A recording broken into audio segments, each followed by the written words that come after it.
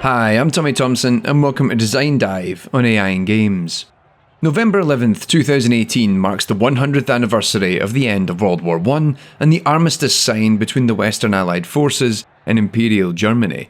As both Remembrance Sunday looms here in the UK, as well as Veterans Day in the United States and Volkstrotag in Germany, it got me thinking about how EA's Battlefield 5 is released on November 20th, just days after those formal commemorations to those who died in armed conflict.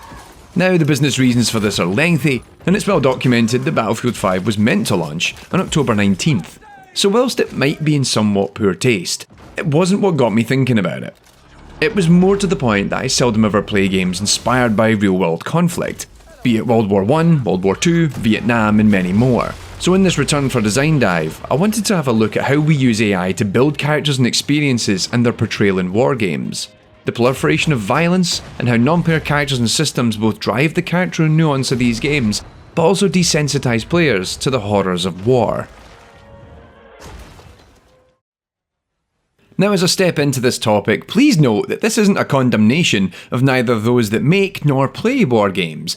If you plan on picking up Battlefield 5 or have really enjoyed some other games of that ilk, that's cool, that's your thing. In this video, my interests are in examining how AI is used in these games, and in a sense address some of my own misgivings with games that adopt real-world conflict as a backdrop. Because the thing is, war is an ideal backdrop for all sorts of games. The zero-sum whereby one force will assume dominance and succeed over another fits perfectly for a variety of single and multiplayer encounters, providing a clear winner.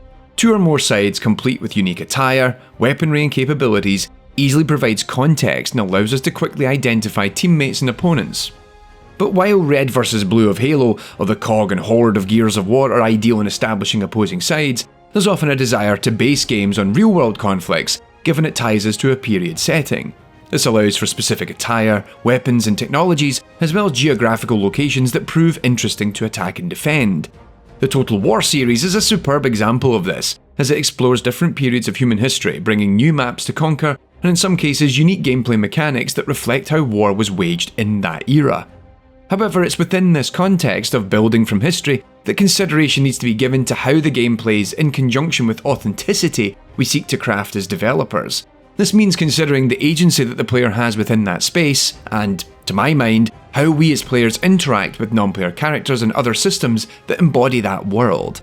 Now, I think that consideration is stronger when we consider a more modern history versus going back hundreds or even thousands of years. If we consider popular historic periods such as ancient Greece or Rome, we're largely interested in it retaining a semblance of authenticity that we can collectively agree upon based upon what we actually know about that era.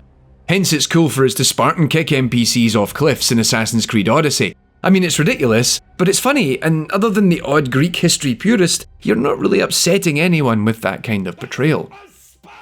Pulling from earlier historical conflicts also avoids dealing with political sensitivities. A modern-day Assassin's Creed where Desmond assassinates world leaders whilst getting tech upgrades from his buddies in Silicon Valley is something that would never happen. It brings with it all sorts of baggage and immediately influences your opinion of whether this is the greatest game in human history or a reason for you to start smashing your keyboards over on Reddit.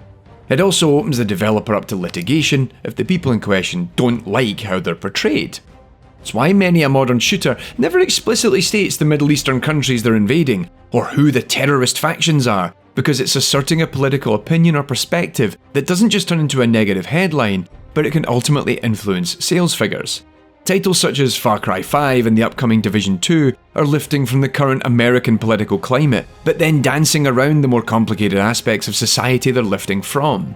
It makes for an unsatisfying end result when you're happy and willing to take real-world influences into your games and fail to acknowledge that by doing so, you're making a statement about them. And this is often where my issues with war games lie, in that while they want these conflicts as a framing device, they seldom have much to say about them beyond, war's bad and all that, now let's get back to shooting each other. When we consider that the likes of literature, television, cinema have all used war to tell stories, and the notions of sacrifice, bravery, power, courage and family, to name but a few, why can't games? Heck, this episode is named after the song by Metallica, with its feelings of futility and lack of control over one's survival in war tying into the larger themes that are pervasive throughout the Master of Puppets album. Yet, games in an effort to become experiences often lack that emotional connection, and it's when AI characters come into play that I find it most disconcerting, given we typically ignore not just how it might be perceived by a wider audience, but also how it represents people that are still within living memory. So yeah, this is AI in games. Let's go have a look at the AI for a bit. If we consider how AI is adopted in war games, it can fill numerous capacities, and it comes down to the core design of the game and how you, the player, are interacting with the overarching systems. For this video, I played a bunch of war games to see what AI is adopted in these titles and the underlying themes or messages that are present in our interactions with these systems. I started off by visiting real-time strategies. Having previously played many entries of the Total War franchise for my case study series, I was already quite familiar with how it operates. So I decided to also check out the Company of Heroes games as well. Real-time strategy games are typically built with sufficient layers of abstraction such that we are emotionally detached from the troops we're moving across the battlefield. This largely represents the experiences of those who conduct strategy across theatres of war. The deaths of our individual units is more inconvenience than horror, a reality of conducting war at this scale. Nonetheless, it's all rather clinical, which maintains a level of respect for your simulated fallen, but also stresses the need to not exhaust these people, otherwise you're going to lose the battle. One of my favourite AI behaviours in Creative Assembly's Total War series is when units of troops decide to rout. That vote of no confidence in the commander, which is you, such that they flee for their own safety. Sure, it's just another system we have to keep atop of when conducting combat, but it reminds us that at the end of the day, these are meant to be people, and having any sort of steely determination can only hold for so long if your commander is a muppet. One thing that Total War never really does with any real effort is put a face to the opposing generals or warlords such that you can begin to characterise their strategy. An idea Creative Assembly actually adopted to great effect in Halo Wars 2. Meanwhile, Company of Heroes brings this much more towards the modern day with a focus on World War II. I found this a little more discomforting, as more powerful firepower is brought to the fore and you see bodies in some instances flying everywhere. The actual controls and management are interesting, given that the squads you control are much smaller than those in Total War, but also even the camera is positioned much closer to combat by default. Ultimately, it gives it a more personal feeling, if you will, compared to Total War, which I find keeps that abstraction and emotional distance rather well. Company of Heroes wants us to pay closer attention to the makeup of that team. And one of the things it interestingly has to balance is how easily they die in contrast with the needs of the mission, hence the mechanic to drop new NPCs in periodically for you to use.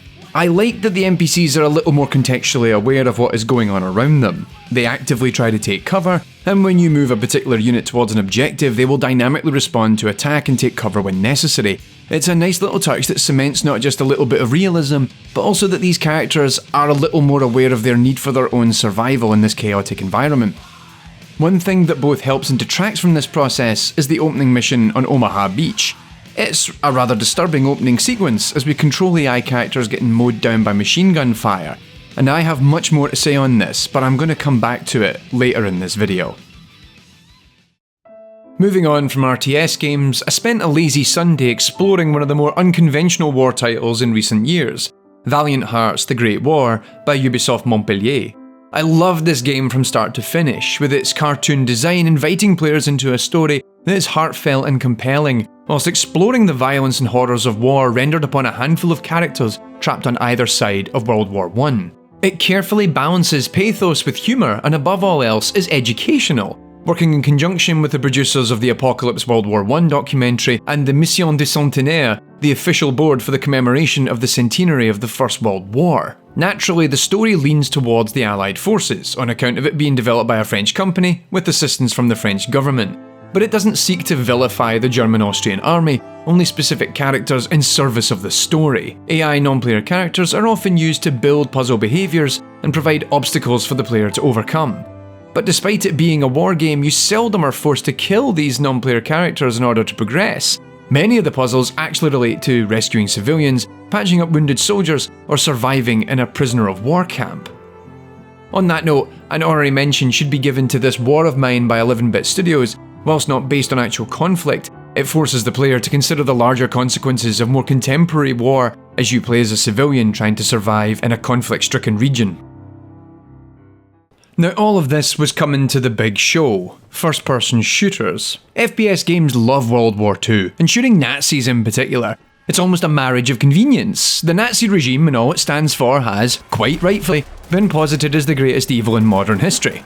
Hell, the whole FPS genre was largely kickstarted by shooting Nazi scum in the face, and it's a tradition that is held across a variety of media over the years, often using their heinous acts to frame narrative for all sorts of pulp fiction, ranging from Indiana Jones to Captain America.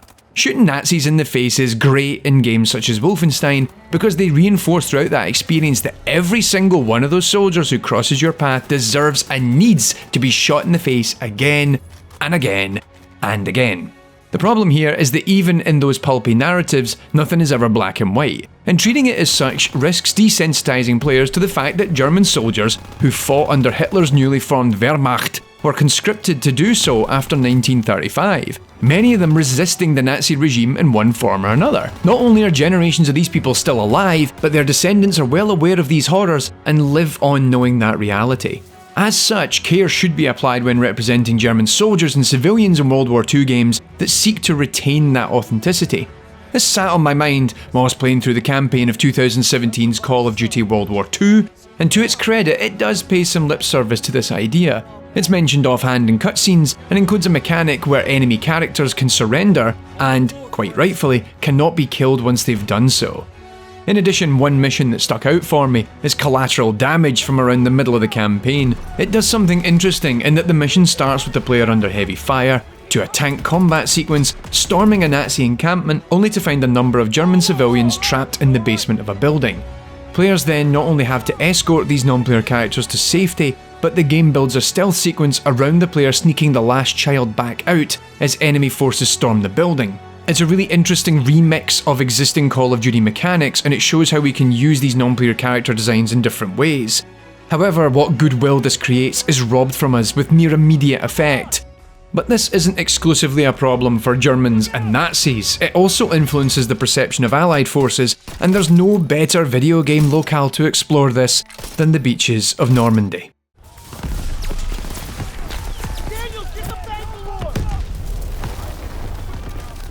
This is the opening mission of Call of Duty World War II, in which we're storming the beaches on D-Day. This is, by giant bombs count, the most recent of over 50 games that take place in this region of France.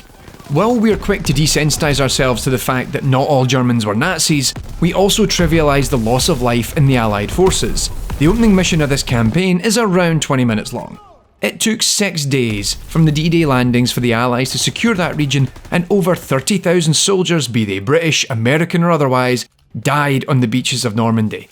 This is largely why I don't play World War II shooters. It applies a level of sheen that glamorizes this conflict without any consideration for what we're actually seeing.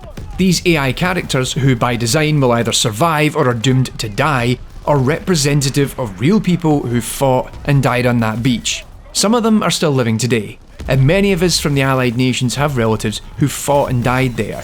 These AI characters and their recreation of actual human suffering is mere set dressing for a power fantasy that exploits a real-world statistic for your endorphin rush. I wouldn't be so frustrated with this if the game even acknowledged it. The player helps break the line and secure the beachhead, but our only consideration is the 3 or 4 NPC characters that are given names for the story. There are buddies throughout the campaign who are largely invincible, whose job is to help us feel a sense of camaraderie and also just throw things at me. Health, ammo, grenades. I mean, I'm really not prepared for this conflict going in, am I? The impact, even from a game design perspective, of having these characters die on me and forcing me to proceed without their assistance would prove interesting, but I fear that would just get in the way of the spectacle. Train go boom and all that. Call of Duty World War II, like many entries in this series, forgets that behind the victories and the conquering of the Nazi regime, that World War II is a tragedy. It's the gaming equivalent of Michael Bay's Pearl Harbor. It's conscious that war is bad and not something to revel in, but as a product of entertainment hits its stride when it grabs this horror and puts it front and centre in high definition and 60 frames per second. And if the campaign doesn't cement this for you, then spending 5 minutes admiring the emotes and cosmetics found in the headquarters of the multiplayer mode should really hammer it home. This is a depressing truth when I actually think that Call of Duty Infinite Warfare, yeah, that Infinite Warfare, actually does a better job of this than anything World War II does. So with my feelings on Call of Duty fresh in my mind, I started up the campaign of 2016's Battlefield 1, which is the first time the franchise explored the First World War rather than the Second. The introductory mission, the Storm of Steel, seemingly inspired by the Meuse-Argonne offensive in late 1918, sees players control soldiers from the 369th Infantry Regiment of the United States Army. It's a powerful introduction, one that takes time to explore the futility of our efforts and the fragility of life on the battlefield, as both enemy AI and the player die in increasingly more chaotic circumstances. As the player dies, we respawn not resetting the battle for a checkpoint, but instead controlling another soldier on the battlefield. I really like this because what makes it feel impactful is not what I'm doing as the player. Instead, it looks towards the level's pacing and structure to dictate when we, as an army, can proceed forward. I can die as many times as necessary for the goal to be achieved, finding other soldiers to once again inhabit and die for our selfish pursuits. Allied AI characters spawn into the world not just to support my efforts, but to eventually become a candidate for me to embody. I was sad to see that this hot swap mechanic doesn't persist throughout the campaign, but there are some flourishes both in the presentation and mission structure that I felt was more of a step in the right direction than that found in Call of Duty. Firstly, the emphasis on the soldiers' names appearing at the moment you die in-game. Whilst I sincerely doubt these are the names of actual soldiers, it serves as a solid reminder that this is inspired by actual events. Furthermore, the game makes a small effort to actually educate the player through use of codex entries, small text entries that explain the real-world influences behind missions you're playing throughout the campaign. I really liked these as it helped to flesh out a little bit more of my understanding about what actually happened versus the game that you have in your hands. However, you actually have to complete tasks in the game to unlock these, which I found rather disappointing. The actual AI character involvement in some of these battles varies significantly, but overall I found they were more conducive to what was happening around me. However, I feel much of this comes down to presentation than the reality of what's actually happening in the game. The presentation seemed more muted than Call of Duty. It still got that level of spectacle, but it sort of rips the awe away from it in a manner that I found more digestible. Even the fact that the war stories in the campaign are from different perspectives and collections of characters gives it a more global feeling, and a reminder of how devastating this war is and the long-term effects these individual stories had, not just in ending the war, but how some of it is still felt today. Throughout this video I've looked at a selection of games based on real-world conflict, but my analysis is far from exhaustive, and if there are games of merit that should be included in this discussion, I'd like to hear from you. Ultimately, as these games continue to prove popular and proliferate, it's important that we remind ourselves that the stories and gameplay are derived from those who have served in the armed forces of nations across the world. Sure, it's in no way like the real thing, but it serves as a reminder and has the potential to inform younger generations as we continue to move forward in time. For many people, video games are one of, if not the primary source of their media consumption, and in turn is a critical pillar of their cultural awareness. When we consider that games could be the first medium through which younger generations are informed about the events that transpired in the Great Wars, plus the likes of Vietnam or even the Gulf conflicts, there's a responsibility to acknowledge the very politics of these events and make an assertion as to the ethical and moral issues throughout. This industry's adoration of violence can be problematic, but if it's framed to better inform us of the consequences of such action, that can be progressive and in time a positive for our cultural understanding. While I was rather surprised by how well some of these games managed to address this, I fear it's something that will only get worse over time. The unwillingness of games, and in instances even players, to acknowledge these political factors is damaging not just to the industry, but to the very people involved in a project's development and later its consumption. And if we cannot collectively look at these periods of history and acknowledge that games can do better at highlighting the myriad of issues it presents, and instead continue to utilise its mechanisms for video game revelry, then that sets a really bad precedent. If all we can say is, war is bad, yet exploit many facets of its makeup for game design and player empowerment, it results in a false equivalence that simply cannot be ignored. Thanks for watching this video. It's the first design dive in almost a year, and I wound up tackling a rather difficult subject. I hope it's proven engaging nonetheless. Design Dive, much like AI 101 and the main case study series on AI in games, is supported by the names you see on screen now, over on Patreon.